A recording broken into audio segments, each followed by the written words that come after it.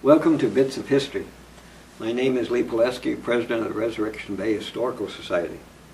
This bit of history is from the Seward Weekly Gateway of December 24th, 1910. The headline says, "Half ton of dust from the Iditarod."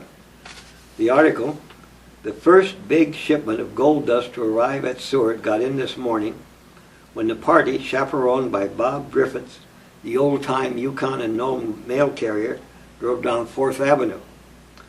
The party consisted of Louis Virgilius of the Merchants and Miners Bank of Iditarod, his partner Fred Schleidley, William Giffords, and Griffiths. They brought in almost a half ton of gold dust, mostly from the Iditarod country, with small lots from the Innoko and Kuskokwim sides. This dust was all cleaned up after the close of the season in the interior camp and represents the end of the season's work. Owing to the heavy load and the condition of the trail, the party had a pretty hard trip out.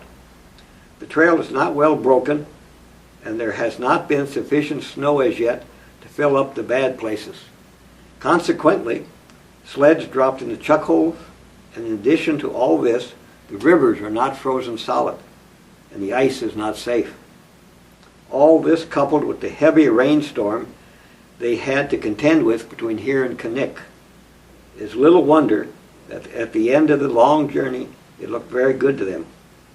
Mr. Virgilius says, "The Iditarod country and especially Flat Creek look good.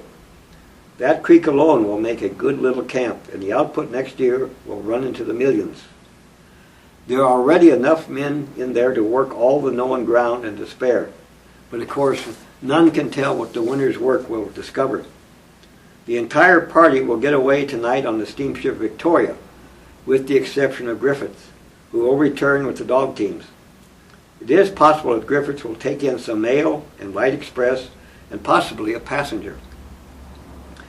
At this time, in 1910, gold was selling for $20 an ounce. So half a ton of gold would have been worth about $320,000. Thank you for listening to this bit of history.